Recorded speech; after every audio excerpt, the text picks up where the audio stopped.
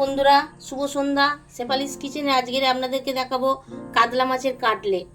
আমাদের আজ দুপুরবেলা কিছু মাছ এনেছিল, তার থেকে একটু মাছ বেঁচে গেছে, সেটাকে নিয়ে আমি আজ কাটলেটটা বানাবো। এই কাটলেট বানানোর জন্য আমি নিয়ে নিচ্ছি 4 পিস মাছ, পেঁয়াজ কুচি, লঙ্কা কুচি, রসুন আদা সব কুচি করে কিমা করে নিয়েছি। এর জন্য নিয়েছি আমি আলু সেদ্ধ, 2টো ডিম নিয়েছি, আর ব্রেড ক্রাম্ব নিয়েছি, আর মশলা তেল তো আমার রাখাই আছে এখানে। এগুলো দিয়ে আমি আজকে বানাবো। দিয়ে দেবো।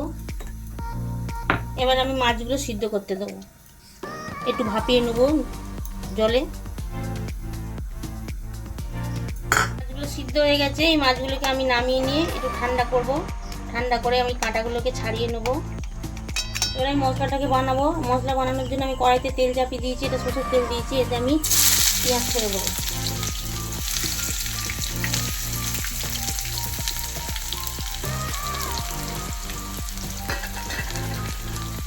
এর মধ্যে দিয়ে দেবো একটু নুন,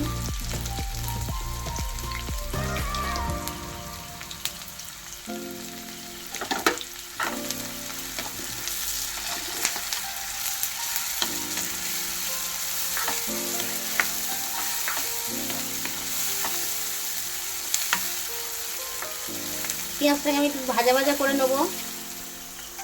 এবার আমি দিয়ে দেবো রসুন কুচিগুলো,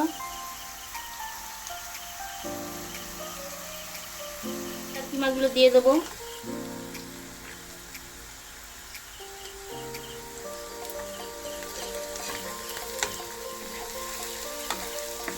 হলুদ গুঁড়ো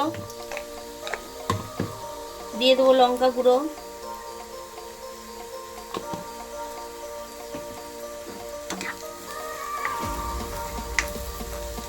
দিয়ে দেবো, একটু জিরে গুঁড়ো,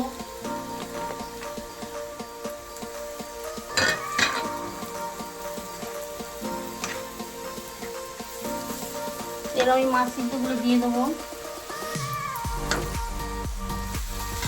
মাছগুলো আমি কাঁটা ছাড়িয়ে রেখেছিলাম, মাছগুলোকে দিয়ে দিলাম।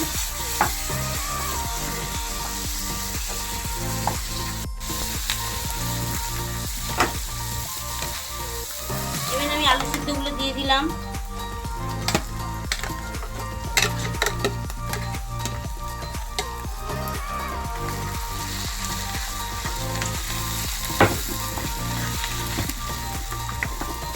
এর মধ্যে দিয়ে দেবো একটু লঙ্কার গুঁড়ো দেবো, এবার একটু কাশ্মীরি লঙ্কার গুঁড়ো দেবো।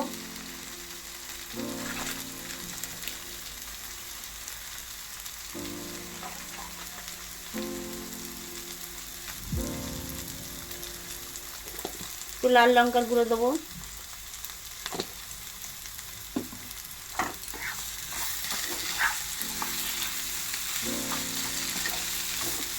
একটু ব্রেড ক্রাম্বস দিয়ে দিলাম।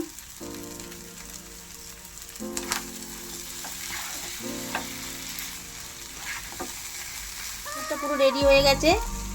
আপনারা চাইলে এতে একটু ময়দা দিয়েও টাইট করতে পারেন, কিন্তু আমার এটা টাইট হয়ে গেছে, ওই জন্য আমি আর এতে কিছু দেওয়ার দরকার নেই। এবার আমি এটা নামিয়ে নেবো, নামিয়ে নিয়ে ঠান্ডা করে নিয়ে আমি তারপর আপনাদের আবার শেপটা দেখাবো। দেখো বন্ধুরা, আমি ডিমগুলোকে ফাটিয়ে নিলাম।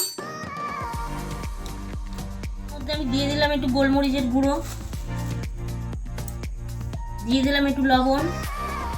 এবার আমি এটাকে ভালো করে ফাটিয়ে, এটা আমার ফেটানো হয়ে গেছে। এবার আমি কাটলেটগুলোকে রেডি করে নেব। আমি এটাকে এইভাবে শেপ দিয়ে নিচ্ছি, আপনারা যেরকম খুশি শেপ দিয়ে নিতে পারেন।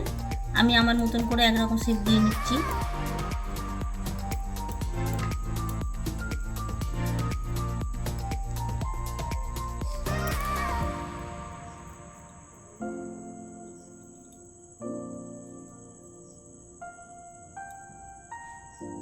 এরকমভাবে আমি বাকি কাটলেটগুলো সব বানিয়ে নেব।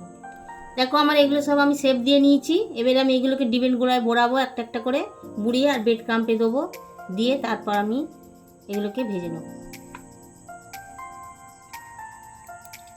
আমি এবার এগুলোকে ব্রেড ক্রাম্বে ইয়ে করে নেবো, কোট করে নেবো। আমি এগুলোকে দুবার করে কোট করব।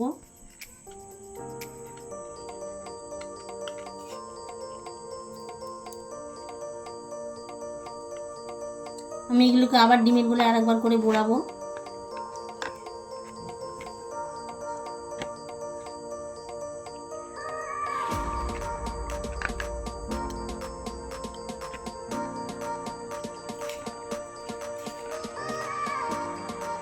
এইভাবে আমি সবগুলোকে রেডি করে নেব।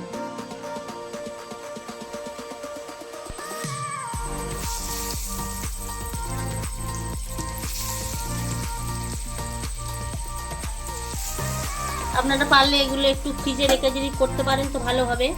আমার এগুলো ফ্রিজে রাখার এখন সময় নেই, ওই জন্য আমি আর ফ্রিজে রাখিনি। ভাজা হয়ে গেছে, এবার আমি এগুলোকে তুলে নেবো। দেখো গাগুলো পুরো সোনালি হয়ে গেছে, এগুলোকে আমি এবার তুলে নেব।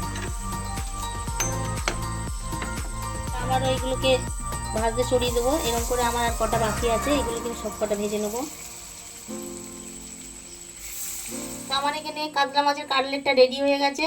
আপনারা বাড়িতে বানিয়ে দেখবেন কীরকম হলো, খেয়ে বলবেন কমেন্টে কীরকম লাগছে। শেয়ার করতে ভুলবেন না।